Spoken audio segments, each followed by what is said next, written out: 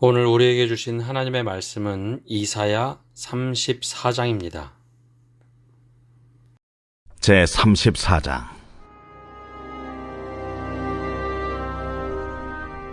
열국이여, 너희는 나와 들을지어다. 민족들이여, 귀를 기울일지어다. 땅과 땅에 충만한 것, 세계와 세계에서 나는 모든 것이여 들을지어다. 대저 여호와께서 열방을 향하여 진노하시며 그들의 만군을 향하여 분내사 그들을 진멸하시며 사륙당하게 하셨은즉 그 사륙당한 자는 내던진 바 되며 그 사체의 악취가 솟아오르고 그 피에 산들이 녹을 것이며 하늘의 만상이 사라지고 하늘들이 두루마리같이 말리되 그 만상의 쇠자나무 포도나무 잎이 마름 같고 무화과나무 잎이 마름 같으리라. 여호와의 칼이 하늘에서 족하게 마셨은즉 보라, 이것이 에돔 위에 내리며 진멸하시기로 한 백성 위에 내려 그를 심판할 것이라. 여호와의 칼이 피, 곧 어린 양과 염소의 피에 만족하고 기름, 곧 순양의 콩팥 기름으로 윤택하니 이는 여호와를 위한 희생이 보스라에 있고 큰 살육이 에돔 땅에 있음이라. 들소와 송아지와 수소가 함께 도살장에 내려가니 그들의 땅이 피에 취하며 흙이 기름으로 윤택하리라. 이것은 여호와께서 보복하시는 날이요 시온의 송사를 위하여 신원하시는 해라. 에돔의 시내들은 변하여 역청이 되고 그 티끌은 유황이 되고 그 땅은 불붙는 역청이 되며 낮에나 밤에나 꺼지지 아니하고 그 연기가 끊임없이 떠오를 것이며 세세에 황무하여 그리로 지날 자가 영영이 없겠고 당아새와 고슴도치가 그 땅을 차지하며 부엉이와 까마귀가 거기에 살 것이라. 여호와께서 그 위에 혼란의 줄과 공허의 추를 들이우실 것인즉 그들이 국가를 이으려 하여 귀인들을 부르되 아무도 없겠고 그 모든 방백도 없게 될 것이요 그 궁궐에는 가시나무가 나며 그 견고한 성에는 엉겅퀴와 새품이 자라서 승냥이의 굴과 타조의 처소가 될 것이니 들짐승이 이리와 만나며 수렴소가 그 동류를 부르며 올빼미가 거기에 살면서 쉬는 처소로 삼으며 부엉이가 거기에 깃들이고 알을 낳아 까서 그 그늘에 모으며 솔개들도 각각 제 짝과 함께 거기에 모이리라. 너희는 여호와의 책에서 찾아 읽어보라. 이것들 가운데서 빠진 것이 하나도 없고 제 짝이 없는 것이 없으리니 이는 여호와의 입이 이를 명령하셨고 그의 영이 이것들을 모으셨습니다. 여호와께서 그것들을 위하여 제비를 뽑으시며 그의 손으로 줄을 띄어 그 땅을 그것들에게 나누어 주셨으니 그들이 영원히 차지하며 대대로 거기에 살리라. 오늘 새벽에도 하나님의 은혜와 축복이 함께하기를 간절히 바랍니다. 오늘 말씀은 이사야 35장과 굉장히 대조가 되는 말씀입니다. 이사야 34장은 하나님의 심판이 임하는 말씀이 나오고 35장에는 이스라엘 백성들에 향한 축복과 같은 말씀이 나옵니다. 오늘 왜 이렇게 대조적인 말씀이 나오는가? 오늘 같이 말씀을 보면 오늘 말씀은 우리가 잘 알고 있는 하나님의 성품보다는 좀 낯설게 느껴지는 하나님의 성품이 보여집니다. 하나님이 출애굽 시대에도 가끔 이런 표현을 쓰셨는데요. 나는 질투의 하나님이다 라는 표현을 씁니다. 십계명에도 질투의 하나님이라 라는 내용들이 나오는데요. 하나님께서 이 세상을 다스려 가실 때 하나님 외에 다른 신들을 섬길 때 하나님은 질투하신다라고 말씀하십니다. 근데 이것을 조금 더 넘어서 질투를 넘어서 하나님께서 진노하실 때가 있는데 바로 오늘 말씀에는 하나님의 진노가 임하는 내용들이 고스란히 드러납니다. 하나님의 이 진노는 굉장히 우리에게 좀 낯설게 다가오죠. 늘 신약 성경에 예수님의 사랑을 강조하다 보니 하나님은 무조건 사랑으로 덮으시는 하나님처럼 보이지만 구약에 나오는 실제 하나님의 모습 가운데 하나는 진노의 하나님입니다. 그래서 하박국 선지자는 하나님이여 진노 중이라도 긍휼을 잊지 마옵소서 그렇게 간절히 기도한 이유는 하나님의 진노하심이 그렇게 무섭기 때문입니다. 우리는 종종 그런 생각을 하죠. 하나님의 얼굴을 뵈면 참 좋겠다. 심정적으로 그런 생각을 합니다. 내가 하나님의 얼굴을 뵈면 얼마나 좋을까. 그런데 구약 성경에는 한 번도 하나님의 얼굴을 배웠다라고 하는 사람들이 등장하지 않습니다. 왜냐하면 그렇게 하나님이 절대적으로 완벽한 하나님이시기 때문에 하나님의 얼굴을 뵙는 순간 다 죽게 될 것이라는 것을 알기 때문입니다. 그만큼 사랑의 하나님이기도 하지만 정말 두렵고 무서운 하나님이시다라는 거죠. 그래서 이사야 말씀이 처음 시작이 될 때 이사야가 환상 중에 하나님의 어전회의에 불려갑니다. 하나님 눈을 떠보니 하나님의 어전회의, 천사들이 찬양하고 또 스랍들이 날개짓을 하면서 하나님 찬양하는 모습을 보죠. 그가 어설프게 눈을 돌려보는 순간 하나님의 발등상을 지켜볼 때 이사야의 고백은 내 입술이 부정하니 나를 죽여주옵소서, 내가 죽게 되었나이다 라고 하면서 외쳤던 이유는 그만큼 하나님이 경외의 대상이기도 하지만 무서운 하나님이었기 때문입니다. 오늘 그러면 하나님의 진노가 어떻게 임하는지 그 내용이 크게 두 가지로 나눠지는데요. 하나는 제일 처음에 열국에 대한 이야기입니다. 1절에 보면 이렇게 시작을 하죠. 열국이여 너희는 나와 들을지어다. 민족들이여 귀를 기울일지어다. 땅과 땅에 충만한 것, 세계와 세계에서 나는 모든 것이여 들을지어다. 열방들을 다 불러 모읍니다. 그리고 너희가 내 말을 청종하라. 땅에 충만한 것, 세계와 세계에서 나는 모든 것이여 들을지어다. 이 앞에 부분만 얘기하면 그냥 무엇인가 말씀하시려고 하는 것 같은데 2절부터 하나님의 진노를 얘기합니다. 대저 여호와께서 열방을 향하여 진노하시며 그들의 만군을 향하여 분내사 그들을 진멸하시며 사륙당하게 하셨은즉. 하나님의 진노가 임하자 세상에 심판들이 임하는데 굉장히 무서운 표현 중에 하나가 진멸하다입니다. 이것은 늘 학자들 사이에서 논란이 되는 표현이기도 한데요. 진멸하다는 것은 하나도 남김없이 다 죽인다라는 표현이 진멸하다라는 겁니다. 근데 왜 하나님께서 이렇게 진노하실까? 그 구체적인 내용에 대해서 말씀하지 않으시지만 이방인 앞에서 말씀을 보면 이방인들이 선을 넘는 이 법을, 하나님의 질서를 깨뜨리는 데 있습니다. 하나님께서 오랫동안 지켜보시고 그 선을 넘을 때 하나님이 참으시다 한번 진노를 발하시는 것. 그래서 노아의 홍수도 그 당시의 말씀을 보면 죄가 관영했다. 죄가 차고 넘쳐서 들끓었다. 하나님이 지켜보시다가 그때 물로 한번 심판하시고, 오늘 말씀에는 하나님이 전쟁을 통해서 혹은 여러 가지 방법을 통해서 진멸하시는데 어느 정도가 되는가? 내용이 전체가 참 무섭기 때문에 다 이야기할 필요는 없지만요. 하나님께서 한 번 이렇게 진노를 내리시면 사람들이 시신이 나둔군다라는 겁니다. 지금도 그렇고 과거에도 그랬지만 전쟁이 나도 사람들은 똑똑하게 하는 것이 있습니다. 적들이라 할지라도 시신을 묻어주는 겁니다. 그냥 방치하지 않는데 오늘 말씀을 보면 그 시신들이 그냥 막 다 방치가 되고 그 시신들 때문에 오히려 땅이 윤택하게 될 것이다 라고 말씀하고 있습니다. 근데 왜 이런 말씀을 하는가? 처음에 열방들아, 민족들아, 내가 이렇게 진노를 내릴 때는 이런 일들이 일어날 것이다. 열방들을 다 불러 모아놓고 이 상황을 보여주시는데, 그럼 하나님의 진노가 구체적으로 어디에 임하는가? 5절에 보면 이렇게 말씀합니다.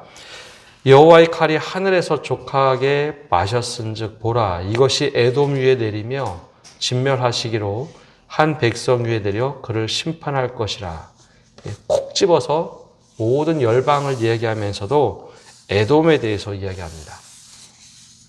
그래서 에돔에 대한 심판의 이야기가 15절까지 쭉 이어지는데요. 그럼 에돔에 대해서 왜 이렇게 하셨을까? 에돔이라는 나라는 에서의 후손들입니다. 실질적으로 야곱의 형이죠. 야곱이 후에 이스라엘이라는 이름을 갖게 되고 에서의 후예들이 에돔이라는 이름을 갖게 됩니다. 쉽게 얘기하면 이스라엘과 에돔은 형제 국가입니다. 형제 국가인데 왜 이렇게 하나님께서 에돔을 심판하실까? 선지자들의 표현, 분명히 그들의 신앙이 온전하지는 않지만 하나님에 대해서 알고 있고 하나님을 믿고 있는 에돔. 그런데 오바댜 선지자가 예언한 것 뒤에 선지자들의 이야기를 보면 에돔이 정말 해서는 안 될 선을 넘게 됩니다. 어떤 일을 벌이는가 하면 바벨론이 예루살렘을 공격할 때 뒤에서 에돔은 약해진 유다, 남유다 도시들을 공격합니다.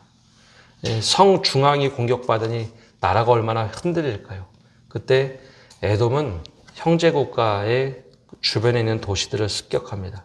여기서 멈추면 괜찮은데 오히려 더 나아가서 에돔은 이 설상가상의 상황을 만들어 놓은 것을 넘어서 성전에 있고 그리고 성에 있던 수많은 재산들을 탈취해 갑니다. 바벨론이 탈취해 가자 거기에 함께 합류해서 형제 국가를 아주 유린하게 되죠. 그리고 더욱더 고난받도록 에돔이 가만히 있었던 것이 아니라 잘 되었다고 크게 잔치를 벌입니다. 하나님께서 이것을 다 지켜보고 계시죠. 형제 국가가 무너져 가는데 거기서 잔치를 벌이고 더 잔혹한 것은 바벨론에서 살아남은 사람들이 막 도망가는데 도망가는 사람들을 잡아다가 바벨론에 넘겨줍니다. 그리고서 이 에돔은 우리는 정당한 일을 했다라고 하는데 하나님께서 바로 이 모습을 보시며 분노하시죠. 진노하십니다. 너희는 어떻게 형제 국가를 이렇게 할 수 있는가? 그래서 어떻게 정말 하나님께서 에돔을 심판하시는가 하면 여호와의 칼이 하늘에서 족하게 마셨은즉 직접 하나님께서 칼을 들고 휘두르는 것처럼 말씀하십니다. 원래 하나님께 예배를 드리는 건 이 시대는 구약의 제사 방법은 번제 혹은 화목제라는 피제사죠. 6절에 보면 여호와의 칼이 곧 어린 양과 염소의 피에 만족하고 즉 제사장들이 드리는 그 피제사에 만족하시는 하나님이신데 그것과 똑같이 에돔을 제물 삼아서 내가 취하겠다. 대신 땅이 축복을 받아서 땅이 회복할 것이다 라는 말씀을 합니다. 하나님의 진노가 한번 임하자 어떻게 감당할 수 없는 에돔의 상황이 됩니다. 근데 여기서 아주 독특한 표현을 하는데요. 8절에 보면 이 말씀을 하십니다. 이것은 여호와께서 보복하시는 날이요 시온의 송사를 위하여 신원하시는 해라. 여호와께서 보복하시는 날이요. 이것을 보고 하나님께서 일하시는 날. 그럼 누구를 위해서 보복한다는 걸까요? 하나님께서 막 감정적으로 화가 나서 에돔을 치시는 것이 아니라 시온의 송사, 즉 무고한 예루살렘 백성들의 송사를 하나님께서 들으시고 그 원수를 갚으시는 날이다라는 겁니다. 아무 이유 없이 예루살렘이 에돔에게 이렇게 유린을 당할 때 하나님께서 지켜보시고 막 감정적으로 하시는 것이 아니라 이제는 심판을 하시고 그 심판에 대해서 벌을 내리시는 날이라는 겁니다. 여기서 중요한 것 하나가 있는데요. 하나님께서는 이렇게 우리를 지켜보실 때 하나님의 질서라는 틀 이상을 넘어갈 때, 법이 깨질 때 하나님은 법으로 심판하시면 그때는 하나님의 감정이 전혀 드러나지 않습니다. 아주 냉철한 질서를 세우시죠. 그래서 에돔을 철저하게 무너뜨리시는데 첫 번째는 이게 마치 출애굽처럼 시냇물이 다 말라서 역청이 되고 낮에나 밤이나 끊임없이 유황불이 타버리고 사람들이 다 사라집니다.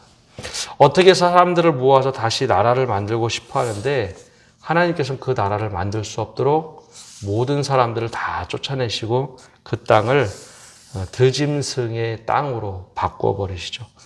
그래서 11절에도 아주 독특한 표현을 씁니다. 당아새와 고슴도치가 그 땅을 차지하며 부엉이와 까마귀가 거기에 살 것이라. 여호와께서 그 위에 혼란의 줄과 공허의 추를 들이우실 것인즉. 이게 구약 성경이 다 연결이 되기 때문에 공허와 혼란이라는 단어가 어디서 시작을 하냐면 하나님이 태초에 천지를 창조하시기 전에 이 세상에는 공허와 혼돈만 있었다라는 말입니다. 그래서 그것을 다 없애시고 무에서 유를 창조하시며 질서를 만드셨는데 이 에돔이라는 나라가 그 질서와 법을 다 파괴하니 내가 너희를 다 없애버리고 새롭게 너희들 주변에는 공허와 그리고 혼란의 줄을 내가 쳐놓겠다. 너희들은 창조 질서 밖으로 버려져도 할 말이 없는 민족이다라고 하며 아주 무섭게 얘기합니다. 거꾸로 보면 에덴 동산의 경우는 반대입니다. 불과 화염검으로 둘러놓고 사람들을 내쫓았죠. 보호하실 것이 아니라 너희는 이 땅에서 나의 진노의 대상이 되어야 한다라고 말씀합니다. 근데 이 말씀이 우리에게 전혀 상관이 없는 것 같지만 왜 이 말씀을 우리에게 하실까라는 겁니다. 에돔에 대한 심판이라서 우리가 상관이 없는 것 같지만 여기서 우리에게 들려주시는 또 다른 맥락의 말씀은 우리 이웃들이 고통당할 때 방관하거나 침묵하는 것은 죄라는 것입니다. 예루살렘이 망해갈 때, 남유다가 망해갈 때 오히려 에돔은 거기에 박수치고 환호를 부릅니다. 그리고 그들이 망하기를 바라면서 그들이 함께 바벨론의 전쟁에 참여하는 것. 이것이 하나님 보시기에는 굉장히 가증했던 일입니다. 너무나 믿음의 형제요 자매된 이들이 어려움에 처할 때, 외면할 때 이것이 우리가 어떤 행동을 해야 되는가? 바로 이것이 하나님의 경고입니다. 또 하나는 에돔을 이렇게 철저하게 징벌의 대상으로 삼는 이 과정을 보면 열국과 민족들을 다 불러서 너희들 한번 들어봐라 하면서 이 에돔이 어떻게 무너지는지 본보기로 모든 이방 나라들에게 보여주고 있다는 겁니다. 그래서 이방 나라들이 이 모습을 보면서 야, 우리가 하나님의 질서를 깨뜨릴 때 이럴 수도 있구나. 돌이키기를 바라는 마음에서 오늘 하나님께서는 모든 열국이여 그리고 모든 민족들아 한번 귀 기울여 이것을 보고 한번 너희 깨달으라. 그래서 16절에 이 말씀을 하십니다. 너희는 여호와의 책에서 찾아 읽어보라. 이것들 가운데서 빠진 것이 하나도 없고 제 짝이 없는 것이 없으리니 이는 여호와의 입이 이를 명령하셨고 그의 영이 이것들을 모으셨습니다. 예루살렘 백성에게도 들으라 말씀하시면서 이 일이 반드시 일어날 것인데 내가 기록한 책대로 다 될 것이니 하나도 빠짐없이 일이 일어나지 않은 것이 있는지 한번 찾아봐라. 내가 약속한 것은 사랑이라 할지라도 때로는 진노라 할지라도 반드시 내가 이룰 것이다 라는 말씀을 해주십니다. 그래서 이렇게 무서운 하나님의 진노를 이야기하신 뒤에 35장에 가면 전혀 다른 하나님의 모습 또 이스라엘 백성들의 모습이 나옵니다. 우리가 이 모습을 보면서 반면교사 삼는 것이 필요합니다. 하나님이 왜 진노하셨을까? 하나님이 왜 이렇게 화가 나셨을까? 우리의 모습 중에 그런 모습은 없는지 우리가 말씀을 보면서 이 모습을 반면교사 삼고 하나님의 진노가 아니라 진노 중이라도 긍휼을 베푸시는 하나님, 우리가 그 은혜의 하나님을 고백하면서 오늘도 하나님 이 모습이 전혀 우리 가운데 있다면 우리가 돌이킬 수 있는 은혜를 허락하여 주옵소서. 또 주님 마음에 합당하게 살아가는 믿음의 사람들 되게 달라고 기도하며 나가시기를 바랍니다. 기도하겠습니다.